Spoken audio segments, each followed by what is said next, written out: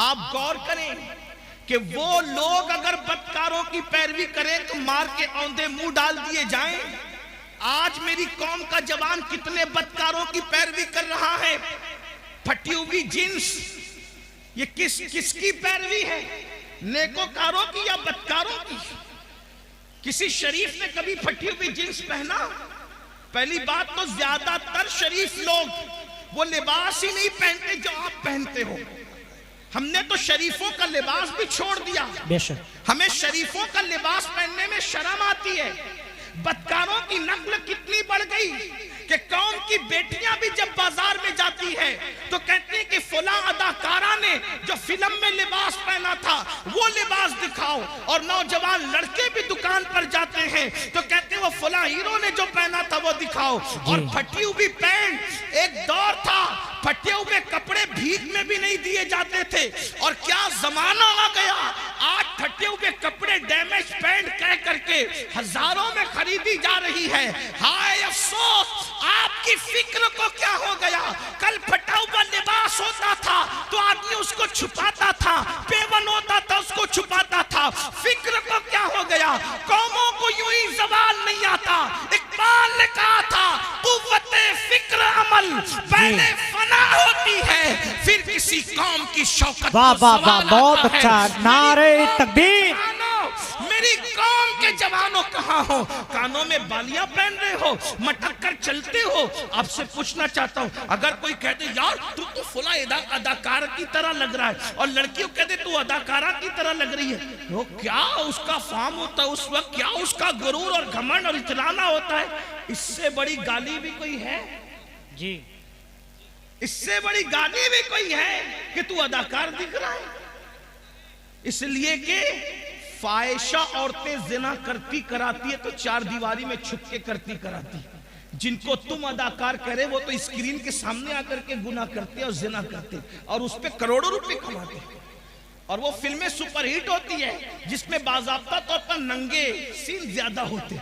फिक्र करो, पैरवी जिसकी करोगे कयामत में उसके साथ उठोगे। इश्क का दावा गौसे आजम से, इश्क का दावा गरीब नवाज से, इश्क का दावा इमाम हुसैन से। पैरवी किसकी?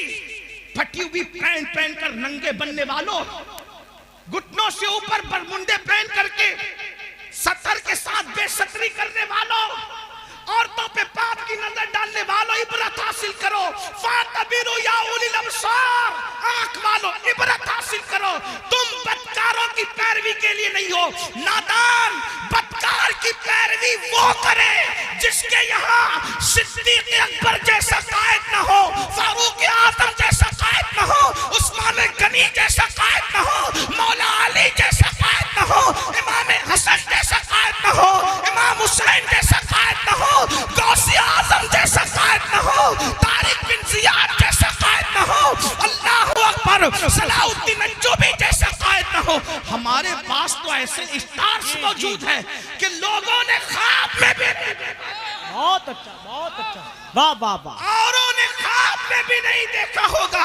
खुदा ने वो हमें मुक्तदा अता फरमाए। जाओ ढूंढ लो सारे मज़ाहिब की तारीख को, है किसी मजहब में कुम बिस्मिल्लाह कहकर मुर्दे को है वाह वाह वाह वाह, बहुत अच्छा, वाह वाह वाह। लाओ किसी मजहब में, लोगों के यहाँ मारने वाले तो मिलेंगे लेकिन जिलाने वाला अगर कोई है तो वो मजहब इस्लाम। वाह वाह वाह वाह, सुभान अल्लाह सुभान अल्लाह। और ऐसा जिंदा करने वाला कि मुर्दे को भी कुंभे इस्तिल्ला कहकर जिंदा करता है और अल्लाह के दीन को भी नई जिंदगी है। बेशक, सुभान अल्लाह सुभान। इसीलिए हम उनको मुहियुद्दीन कहते हैं जी। गौसे पाक को सिर्फ 11वीं में समेटने की साजिश हो रही है। गौस पाक सिर्फ 11वीं में सिमटने वाली हस्ती नहीं है जी। ईसाने सवाब की एक शक्ल है 11वीं, लेकिन गौसे आजम की शान ये है कि बरेली का कलंदर कहता है शुक्र के जोश में जो है वो तुझे क्या जाने। जी हाँ, मैं अपने होशियार नाजिम साहब और मौलाना गुलाम जिलानी जैसे साहिब फन लोगों की तरह इतनी हिम्मत नहीं रखता कि हर 2 जुमले पे कहूं कि बोलो सुभान अल्लाह ना। अब तो तुम्हारे इश्क का इम्तिहान है कि गौसपाक के नाम पर बरेली की कलंदर की जबान से कही हुई बात पे चुप रहते हो या बोलते हो? जब हम आला हजरत का शेर पूरे हिंदुस्तान में पढ़ते हैं, जब हम आला हजरत का शेर पूरे हिंदुस्तान में पढ़ते लोग चुप रहते, तो हम कहते अगर यूपी में पढ़ते लोग चुप ना रहते जी। हाँ, लेकिन सदुल्ला फाजिल के पड़ोस में रहने वाले भी अगर शेर ना समझे तो फिर इस पर मुझे अफसोस। वाह वाह वाह। और कहता हूं कि न समझोगे तो भी कोई बात नहीं है, क्योंकि शेर किसका है? नात कहना बल्कि शेर कहना शहरयार अपनी जगह, शेर कहना शहरयार अपनी जगह, नात कहने को अहमद रजा चाहिए। वाह वाह वाह वाह, सुभान अल्लाह सुभान अल्लाह। और हमारे मुर्शिद खाना मारेरा मुतारा की आवाज आई है कि मीनारे कसरे रजा तो बुलंद काफी है, तुम उसके पहले ही जीने पे चढ़ के दिखला दो। फतावा रज़विया तो एक करामत है, खुदा के बख्शिश ही पढ़ के। बहुत अच्छा। नारे तकबीर, नारे रिसालत, उलमा अहले सुन्नत, हजरत अल्लामा सैयद अमीनुल कादरी साहिब किबला, जश्न गौसुल वरा, नारे तकबीर।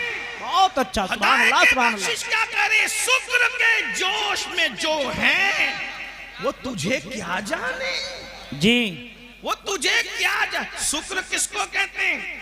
विलायत की एक मंजिल है। अब आपकी तवज्जो है, विलायत की एक मंजिल है कि वली जब अल्लाह की मोहब्बत में उरूज पाता है तो उसकी अक्ल खत्म हो जाती, वो अपने आप से भी गाफिल हो जाता है। उसको कहते हैं ये शुक्र में चला गया जी। वली होकर इश्क इलाही के दरिया में गौता जन है, उसके बारे में बरेली का कलंदर कह रहा है कि वो तुझे क्या जाने। तवज्जो है आपकी, तवज्जो है आपकी। जो शुक्र की मंजिल पे पहुंच चुका वली, वो तुझे क्या जाने। जब वली हो करके शुक्र की मंजिल पे पहुंचकर मेरे इमाम कह रहे वो तुझे क्या जाने, तो जिनको वुजू के भी फराइज याद ना हो वो गौसे पाक की अजमत क्या जाने। वाह वाह वाह वाह वाह। जिन्हें नमाज के वाजिबात भी पता ना वो गौस पाक को क्या जाने। तो काफिर गौस पाक को कौन जानता? अमीनुल कादरी, मौलाना गुलाम जिलानी, हबीबी जो बैठे हुए, या फिर ये नाजिम साहब, ये नाथका साहब या आसिफ साहब, कौन जानता है? कना अगर गौस पाक की अजमत पूछनी है तो हमा शुमा से न पूछो, क्योंकि शुक्र वाला उनको नहीं जानता। तो जानने वाला कौन है? तो कहते हैं शुक्र के जोश में जो है वो तुझे क्या जाने।